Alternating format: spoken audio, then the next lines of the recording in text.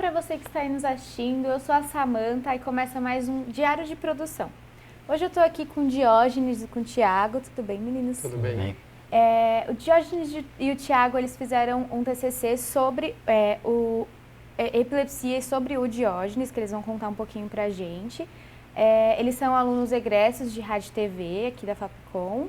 E, bom, eu queria saber de vocês como surgiu a ideia de fazer um documentário, um trabalho sobre um membro do grupo. Muito boa tarde, Samanta. Surgiu a ideia após uma reflexão e bastante empatia, né, do caso, e por ser um tema que não é muito abordado na sociedade, né, é mais discriminado do que abordado. Então, com toda a trajetória que singularmente foi traçada e representando toda a classe que também passa por isso, trouxe em memória a abordar para que o caso seja mais visto perante a sociedade. O documentário, né, no começo do trabalho, a gente ia fazer um documentário sobre pessoas com epilepsia. E durante a trajetória a gente percebeu que o Diógenes era o principal sobre essa trajetória, pelo fato do início do projeto. O Diógenes foi até um dos nossos professores foi até o Diógenes, deu a ideia para o Diógenes, e ele tinha falado sobre a gente fazer um documentário sobre o próprio Diógenes. Só que no começo da banca, alguns professores chegaram a criticar e falaram que a gente estava fazendo uma coisa meio que egocêntrica, né? Que estava focado no personagem, que era alguém que era integrante do grupo. E aí a gente começou a pesquisar, a gente começou a fazer os nossos processos de gravação focado em entrevistar outras pessoas que tinham epilepsia. Só que dentro dessa trajetória do trabalho, a gente percebeu que o documentário em si falava sobre o Diógenes. Não era só um documentário sobre pessoas com epilepsia, mas era um documentário sobre o Diógenes, a trajetória de vida que ele tinha, todo o percurso que ele tinha durante a faculdade, o período dele da faculdade, que foi um pouco maior do que... ele teve um tempo que ele precisou parar, trancar a faculdade para fazer tratamento, depois ele voltou para a faculdade. Então acho que o documentário em si, ele teve toda essa alteração e por fim a gente acabou finalizando com sendo o documentário ele mesmo, que é o Diógenes. Entendi. E foi mais fácil ou mais difícil para vocês? Como foi para vocês produzir esse trabalho sobre um membro do grupo? No começo, o trabalho, pelo fato dele estar focado na doença em si, a gente viu que estava um universo mais amplo. Quando a gente cortou e foi para o Diógenes, a gente percebeu que dentro desse período todo que a gente estava realizando o trabalho, a gente estava consultando com médicos deles, especialistas que já tratavam o Diógenes, falava muito sobre ele. Então, acho que isso facilitou no desenvolvimento do trabalho. As pessoas que a gente tentava ter contato, especialistas da área, que a gente não conseguia, ficou fácil pelo fato do Diógenes ter esse próprio contato. Ele já estava dentro da área, né, da área, e aí ele... Dessa parte, ele abriu oportunidades para a gente entrevistar o médico, entrevistar assistente social. A gente ficou bem mais próximo do próprio Diógenes quanto dos especialistas também.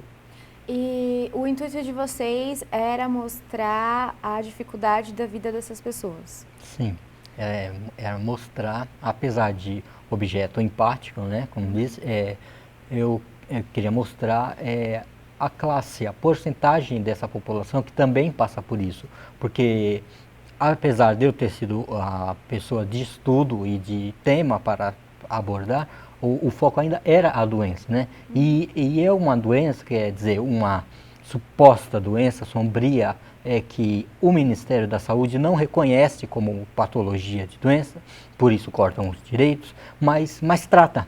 Então, como é que ela vai tratar uma doença que não é reconhecida como doença, né? E no mesmo âmbito, em todas as esferas, o poder do Estado, ele não dá auxílio doença. Se você falar nas entrevistas, em contratuais, se você disser antes, eles não contratam. Se você omitir, você é demitido, quando não passa mal a entrevista, você é demitido dentro dos 3 meses contratuais, que não pode ser, né? O poder laico, ele não insere o diagnóstico nas cotas para pararmos de sermos esse prato de bolo, né, que depois de encher a barriga do capitalismo é descartado. Entendi. Bom, e quais foram as dificuldades de vocês para chegar nos profissionais da saúde que eu vi lá que vocês entrevistaram assistente social, neurologista, psicóloga. Quais foram as dificuldades de vocês de chegar nessas pessoas e quais foram as dificuldades, as maiores dificuldades para mostrar esse mundo, né, da doença? Desculpa. Até mesmo como tinha citado a parte que foi fácil, mas a gente partiu para essa parte dos especialistas que já estavam com ele, porque eles acabaram ficando mais próximos da gente. Mas a gente teve contato com outros médicos e isso acabava dificultando porque tinha que ir em pessoas realmente especializadas na área da doença. Que é uma parte um pouco restrita, né? São neurologistas especialistas na parte de epilepsia. E a gente descobriu que nem todas as pessoas, nem todos os neurologistas, nem todos os assistentes sociais trabalhavam tão profundo na área da doença em si. E isso acabou dificultando da gente encontrar especialistas. No começo do projeto, a gente queria falar também da parte do mercado de trabalho. Então, a gente precisava de advogados que falassem específico da parte de epilepsia dentro de empresas. E aí a gente encontrou muita dificuldade nessa parte, a gente não conseguia contato de pessoas, tinha pessoas que a gente conseguiu contato, mas eles não queriam falar, então acabou dificultando muito na trajetória. E aí os especialistas que a gente não queria muito conversar com eles, né, porque eles estavam dando ajuda pra gente, mas a gente não queria pedir muita coisa para eles. E aí foi realmente as pessoas que ajudaram a gente, foram as doutoras que já cuidavam do Diógenes, né? Foi. Pode falar. Sim, a maior dificuldades, o que eu imaginei que seriam de falar justamente com os especialistas, né? Mas por já ser paciente, né, foi até uma ponte entre o projeto de produção e a explicação que os próprios especialistas puderam nos dar e esclarecer para a sociedade que era apenas sombra de um assunto que ninguém trata.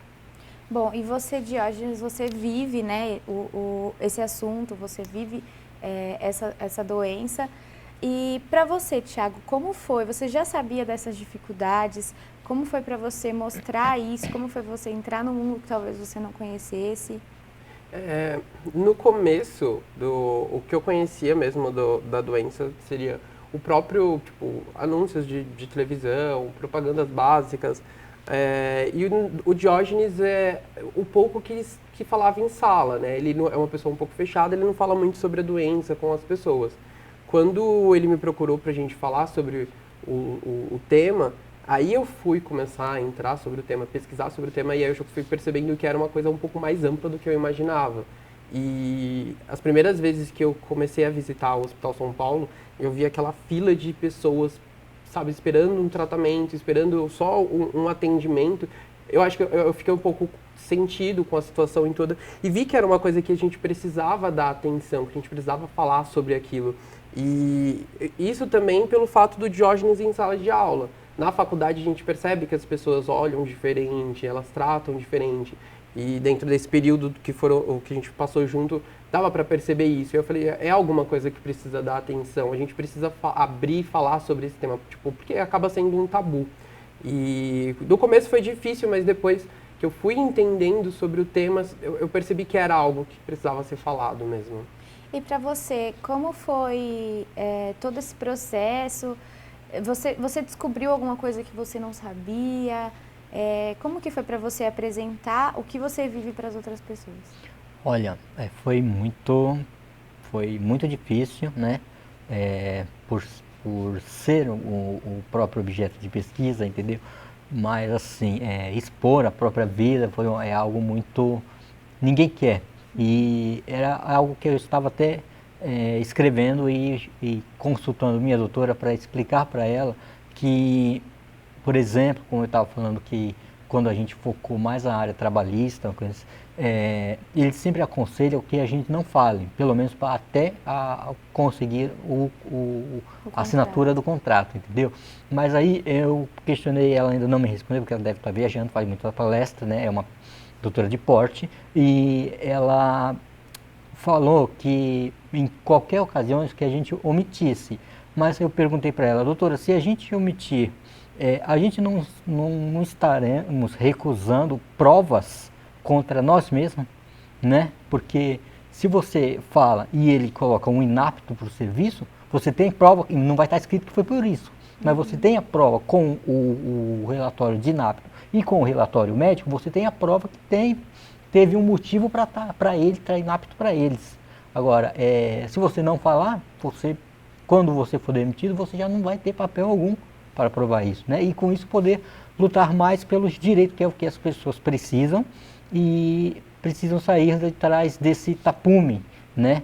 Porque elas ficam mesmo acuadas, né?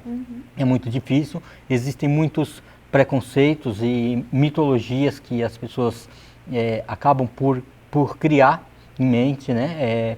Exemplo, que a bava fosse infecto-contagiosa é um grande mito, porque se fosse infecto-contagiosa, até atestado médico serviria. E atestado médico não serve para doença que não é infecto-contagiosa, entendeu? Então, se não serve, é porque não é contagioso. Mas se você apresenta, esse atestado não serve, entendeu? Ficam muitos embates. O meu principal propósito foi passar uma espada no meio desses embates, entre o que as pessoas acreditam ou não, e entre o que elas aceitam ou não. E principalmente mostrar qual é o terceiro lado que essa moeda tem.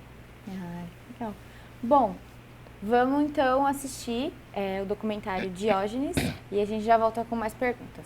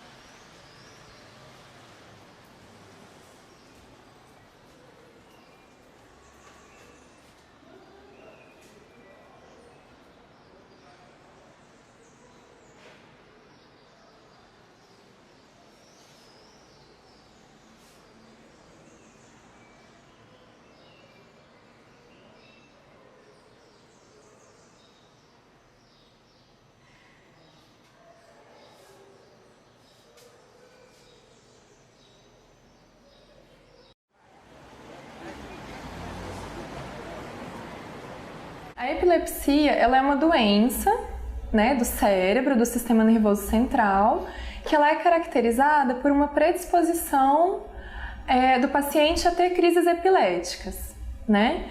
Então, assim, tem vários tipos de epilepsia, cada uma com suas peculiaridades, mas o que todos eles têm em comum é essa predisposição a ter crises epiléticas que a gente chama de espontâneas.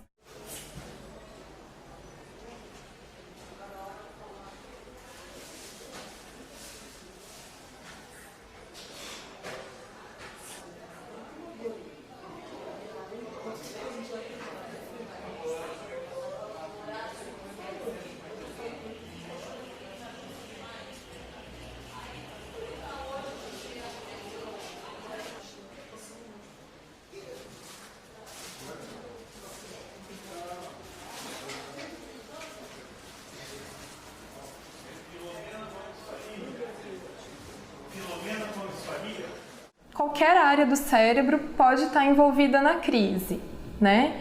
A gente fala que predominantemente a expressão da crise ela acontece nas áreas corticais, então no córtex, que é a parte mais externa, né, do cérebro, e aí a gente tem diferentes lobos, né? O cérebro é dividido em diferentes lobos, então a gente tem lobo frontal, o temporal, parietal, occipital. E daí a clínica, né, a expressão da crise, o sintoma que o paciente vai ter, vai depender do lobo que for afetado. Então, por exemplo, quando é no lobo frontal, que é o lobo que comanda a motricidade, geralmente tem abalos motores. Então pode ter clonia, né? Você pode ver às vezes o rosto repuxando.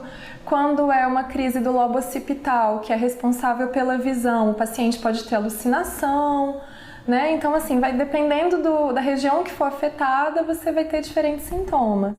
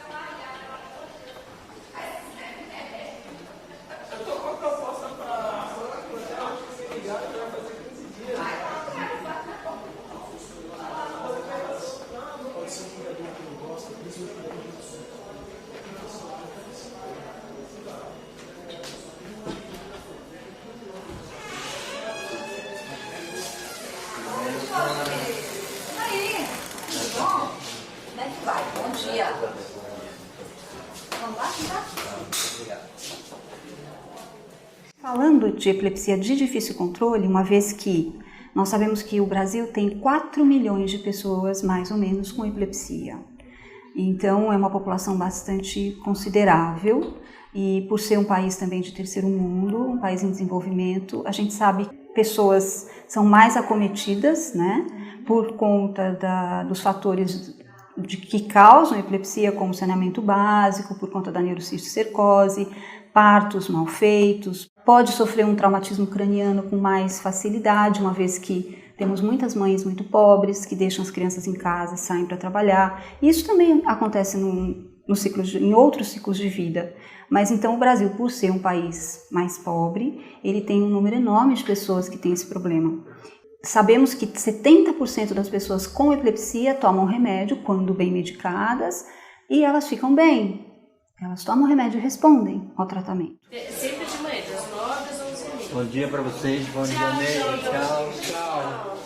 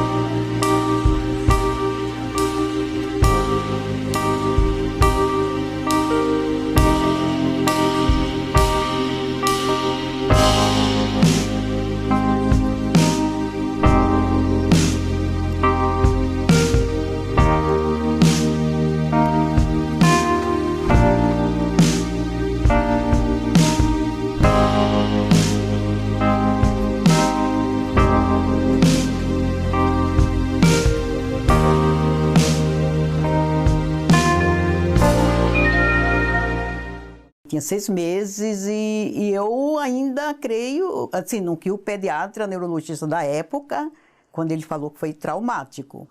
Então, muitas crianças têm a epilepsia por traumatismo na hora do parto, né?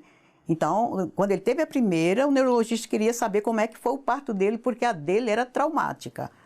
Em geral, essas que são por bactérias, por infecção, ela vem com sintomas de febre, né?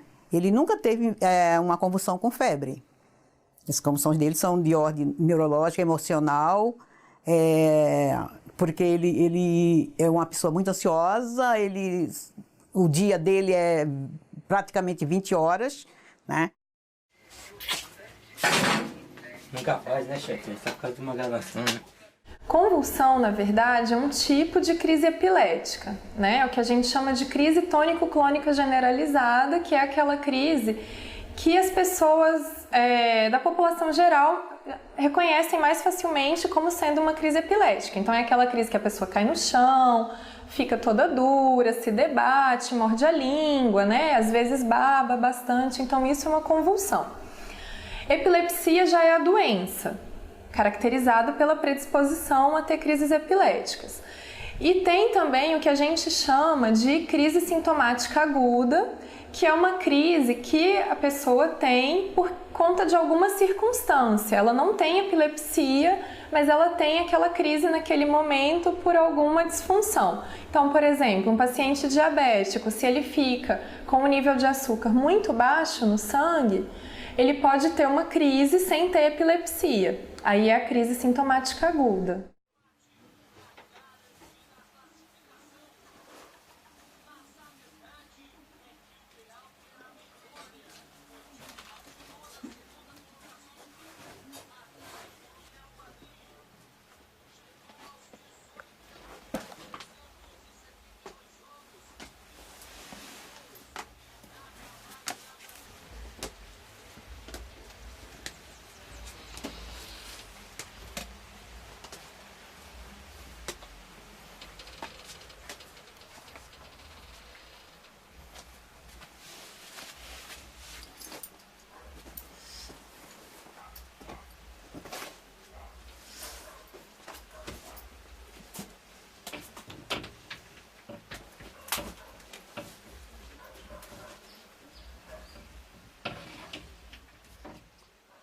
Foi trauma de parto, né? E depois isso revirou a vida por uma trilha de 30 anos. E eu não imaginava, né? Lógico, a gente criança não vai imaginar, é que a gente vai descobrir depois. Inclusive descobrir nos olhos da sociedade, que não nasce com isso, né? Mas depois desencadeia, né? Porque criança não tem preconceito, mas quando cresce, aí eles começam a ter olhos para o mundo e criar em torno desse externo, do mundo, desse universo, um preconceito um contra o outro, e aí gerando toda essa distinção e essa diferença entre si. Olha, eu entendo que tem muito desconhecimento do que seja esse universo da epilepsia e do que os pacientes que têm crises, o que eles vivem. Então eu acho que assim que não tem muito preparo, não. Eu acho que tem um grande desconhecimento, porque a gente recebe essas pessoas, esses pacientes no nosso trabalho, no nosso serviço, muito calejados já de terem experiências fora da nossa instituição, em que eles assim sofrem muito com preconceito ainda, né? E esse preconceito vem do desconhecimento. Então eu acho que assim que a gente não tem ainda muito preparo social das instituições para estarem lidando e recebendo essas pessoas que têm crises. Pum na vida. Por quê? Com o que? Aconteceu um negócio lá chato na escola, legal, hein? De novo. E com quem? Com o especial. Passou? Oi? Quem? Passou o quê? Mal? Não. Eu não, né? Mas eu acho que a menina sim. O pior de serem tidas como incapazes é que elas passam a acreditar que são incapazes, porque ao levantar de uma crise, elas são vistas com olhares estranhos, elas muitas vezes não são acolhidas, na maioria das vezes, elas são abandonadas do outro lado da rua, num canto da calçada, porque elas perdem a consciência, elas nem muitas vezes percebem quem está indo embora ou quem está próximo. Mas ao acordar de uma crise, elas se deparam com muita frieza, muita estranheza. E isto vai mostrando a elas que elas são estranhas. Isto ensina essas pessoas a não lutarem pelos seus direitos, mesmo que elas tenham talentos. E elas vão aprendendo a se esconder. Aí ele quer disfarçar a risada e começa a limpar o retrovisor pra Tá privado ou perceber que foi pego. Porque essa passada veio um foco. A senhora achou, eu fui pegar o carrinho, tirei o carrinho da filha que tava atrapalhando, quando passou, deixou o carrinho. E lá é pequenininho, no dia do mix chutando, como você diz. Me chutando. Quando a gente avalia um paciente que ele já tem o diagnóstico de uma epilepsia refratária ao tratamento medicamentoso, então ele já usou as medicações para o tipo de epilepsia dele, não teve controle completo das crises, continua tendo impacto na qualidade de vida, aí a gente começa a fazer os exames para ver se ele vai ter indicação de cirurgia. Então o que a gente faz? A gente faz uma ressonância magnética do crânio para ver se o paciente tem alguma lesão na região correspondente aos sintomas que ele tem durante a crise. Então, por exemplo, se o paciente tem uma crise motora, que ele fica batendo o braço, tudo, a gente vai procurar uma lesão no lobo frontal.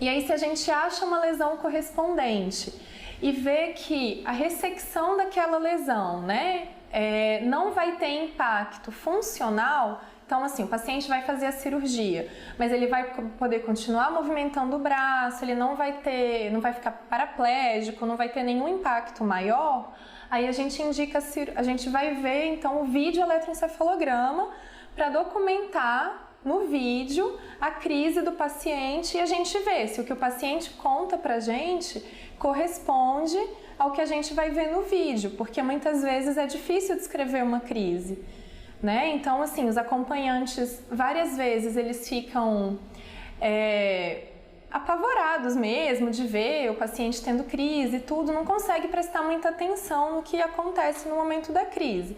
Então, a gente sempre faz o vídeo EG para documentar em vídeo a crise e fazer o eletroencefalograma, que é feito durante o vídeo também, para mostrar no traçado do exame a região responsável pelo início da crise. Então, tudo tem que coincidir, a gente tem que ver no eletroencefalograma a região do início da crise, comparar com o sintoma que o paciente teve durante a crise para ver se corresponde àquela região e ver se o local da lesão na ressonância também é o correspondente, se é tudo na mesma região. E se não vai ter impacto, então a gente faz um balanço entre cirurgia, né, qual que vai ser o resultado da cirurgia e o que vai acontecer com o paciente se ele não fizer a cirurgia. Então, qual a probabilidade de controle de crise, o que ele pode ter de complicação, e daí a gente explica isso tudo para o paciente e ele que decide, no final, se quer fazer a cirurgia ou não. O paciente Diógenes, né, ele foi então bem acompanhado pela equipe multidisciplinar nesse período da investigação pré-operatória. E do ponto de vista do impacto, que é assim, uma das coisas principais assim, que a gente se preocupa quando uma pessoa vai fazer essa cirurgia é o impacto no raciocínio, né? Além da questão emocional, afetiva, de personalidade, a gente pensa também nessa questão do raciocínio, investigando principalmente as funções de memória, visto que a área que vai ser retirada na cirurgia é uma área que também é uma área que processa a memória, né, a função de memória. Então isso foi muito bem investigado e a gente pôde ver que assim o Diógenes especificamente, né, é uma pessoa que tem um nível intelectual muito bom, que tem as funções cognitivas bastante preservadas e que tinha um impacto, na verdade, maior nas questões de autoimagem, nas questões mais afetivas, visto que ter crise na frente de outras pessoas e a todo momento poder ser interrompido nas suas funções, é uma condição que constrange muito a pessoa. E o Diógenes tem uma condição intelectual e de raciocínio boa o suficiente para entender o impacto disso. Então, essas pessoas às vezes acabam até sofrendo mais, porque ela tem toda a clareza da inteligência para poder dar esse suporte e ficar constrangido diante de uma situação que impede ela de seguir adiante do ponto de vista educacional e do ponto de vista profissional. Então, toda a nossa preocupação, na verdade, foi em dar esse suporte para o Diógenes no período pós-operatório, para que ele pudesse, uma vez que vivendo sem as crises, ele pudesse, então, deslanchar do ponto de vista acadêmico e do ponto de vista profissional, porque a gente sabia que ele tinha condições para isso. Hoje o remédio foi uma coisa ótima, assim, porque o remédio dele diminuiu bastante mesmo. As crises, ele tem por ordem emocional e é como, eu vi aí de uma tia dele aí falando que o cérebro dele ainda não tinha, assim, registrado, né, tomado conhecimento que estava operado, né, não tinha. E ele teve ainda crises muito fortes, porque ele caiu, bateu a cabeça. E eu não sei se essas outras crises que ele tem tido, porque ele estava recém-operado e teve um tombo e bateu a cabeça, né? Ele estava com muitas horas estudando, né? Estava com 10 horas já no computador e chegou a hora que o cérebro não aguentou e deu um piripaque nele. Aí ele teve convulsão muito feia, muito mesmo. Demorou muito para voltar para o seu estado normal. Praticamente naquele dia ele teve que ser socorrido no pronto-socorro, estabilizar, aí a sensação é de perca. Eu diria que eles saíssem da sombra e reivindicassem o que eles têm por direito, porque deveres eles cumprem. Então, você reivindicar o direito depois que cumpre o dever não é conspiração, não é motim, não é fazer de qualquer tipo de rebelião, independente da esfera que exista e que seja interpretada, mas que eles sejam vistos como cidadãos e não vistos hostilmente como são vistos hoje, jogados às margens da sociedade.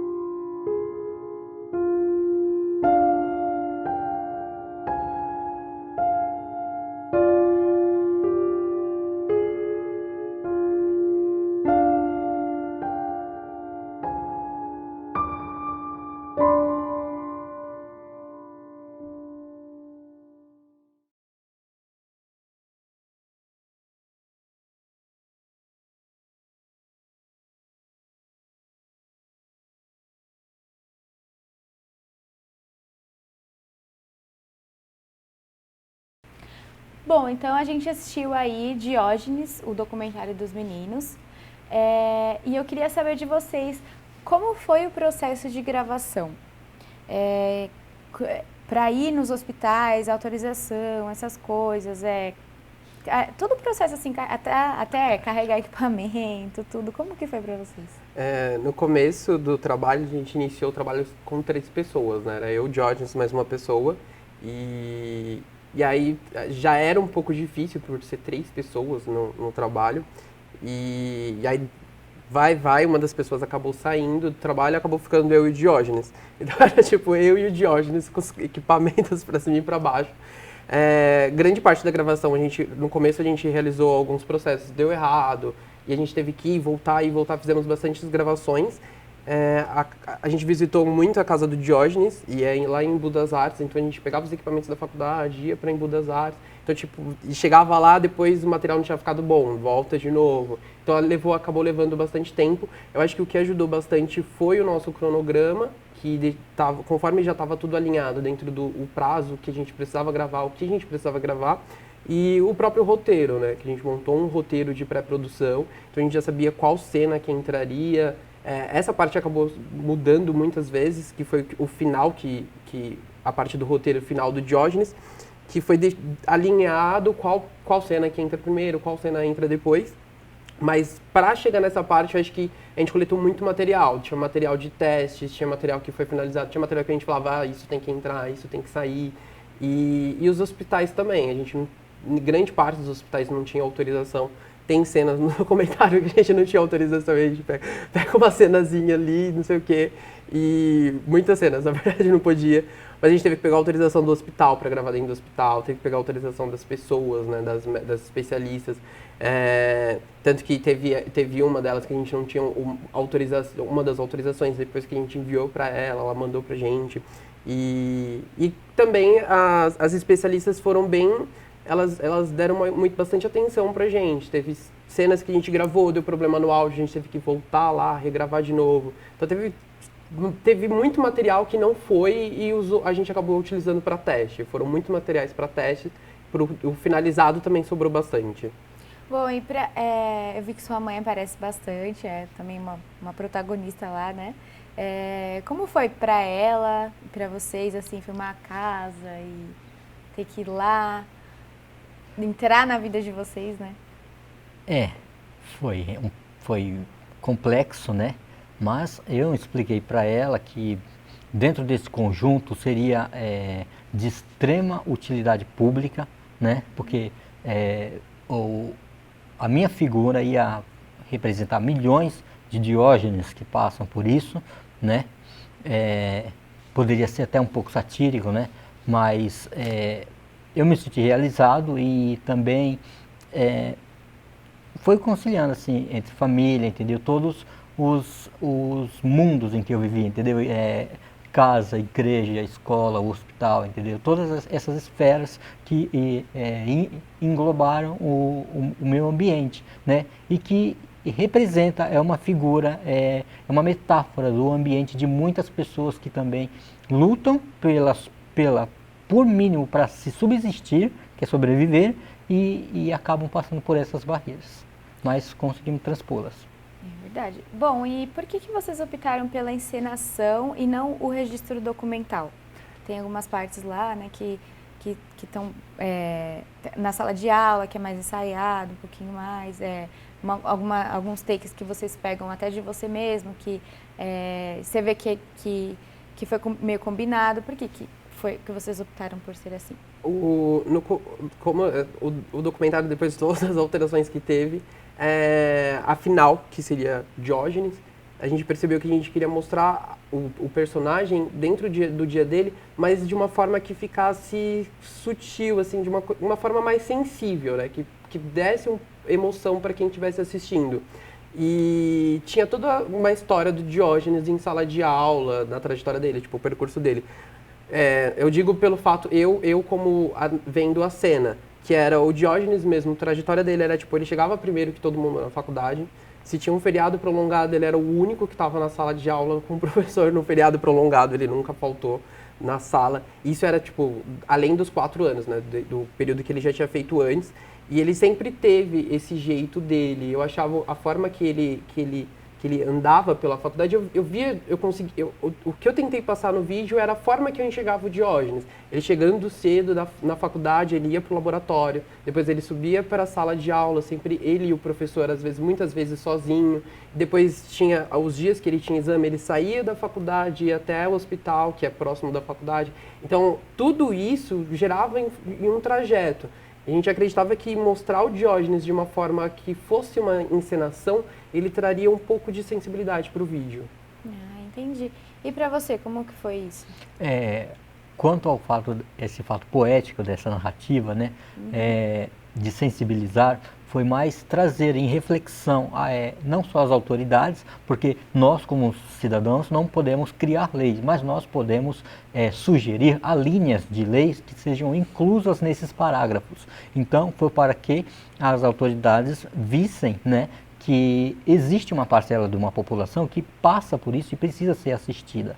Então, esse lado poético da sensibilidade na narrativa foi mais parar um pouco para a pessoa sentar e refletir que existe dentro de um uniforme, de uma roupa, um ser humano. E isso, às vezes, a gente não para refletir. E como foi o resultado final para vocês? Foi o esperado? O que o impacto que vocês queriam causar foi causado? Como que foram as expectativas e se superou ou não para vocês? Deu um trabalho, né? Deu uma dor de cabeça, mas no final valeu muito a pena. Acho que a gente aprendeu muito junto dentro dessa trajetória, não só como em questão do acadêmico em si, das pesquisas que a gente fez, mas também como pessoa. Tipo, a gente estava junto muito tempo, trabalhando muito junto. Então, acho que o resultado final, ver o resultado final, eu fiquei sensível com o final, fiquei tipo, emocionado com o final. Gostei muito do trabalho em si, tanto da trajetória, mas o trabalho realizado deu tipo, um orgulho no final de olhar e falar, nossa, a gente conseguiu. Porque no começo do trabalho, poucos foram os professores que falaram, não dá pra fazer o trabalho sozinho, tipo, só 2, sabe? Mas aí era algo que a gente queria falar. Então, acho que no final de tudo a gente conseguiu mostrar que a gente entregou dentro do prazo tudo que os professores queriam e que a gente conseguiu finalizar aquela pesquisa. Né? E você, Diógenes, causou o impacto que você queria? Foi o que você queria passar para as pessoas? Pelo menos a mensagem foi a que eu queria passar, entendeu? A problemática agora pode estar no alcance, entendeu? Porque geralmente a gente não senta só para ouvir as paredes, embora tenham ouvidos, né? Mas que tenha esse alcance de atingir o público em que a gente quis atingir, né? Que são as pessoas de baixa renda e são mais acometidas por eles e, inclusive, as autoridades que não têm olhos para as margens da sociedade. E a banca, como foi? Foi sufocante. Acho que foi uma das partes mais tensas, né? Porque a gente chegou lá, tipo, eu cheguei meio que pensando de, tipo, não sei se tá bom. E, na verdade, não foi. A gente conseguiu entregar, conseguimos tirar uma nota boa, graças a Deus. Deu tudo certo. Deu um pouco de nervosismo, mas pelo fato de que era eu e Diógenes, né, Diógenes? Então a gente ficava correndo. Era só os dois para segurar. Só os dois para segurar. Né? E aí... E tem toda uma parte também do Diógenes, da doença em si, como aluno, que era... as provas continuavam, as matérias continuavam, a gente tinha que entregar esses resultados e também fazer o trabalho. E o Diógenes, no caso do Diógenes, ele não consegue, consegue, mas a pressão acaba dificultando, né? Não a pressão que ele tinha da sociedade em si cobrando ele, então ele começava a se cobrar mais. E devido a isso, acabava meio que a gente tendo que, tipo, acabava surgindo as convulsões, a gente tinha que falar, o Diógenes tem que ficar calmo, vai dar tudo certo. Então, acho que, apesar de tudo, com a doença, tendo as convulsões, tudo, a gente conseguiu mostrar e falava, tá vendo, Diógenes, tá dando certo. A gente entregou o negócio, Diógenes, tá dando certo, não precisa. E ele foi ficando mais calmo durante esse processo. Mas acho que no começo a gente... achou que não ia dar certo, no final, quando chegou lá na banca, a gente falou, nossa, tá aqui, finalizado. Saímos de lá bem felizes. Bom, obrigada por vocês terem vindo, tá? Por terem disponibilizado o tempo de vocês. Bom, a gente vai ficando por aqui, então, e até o próximo Diário de Produção.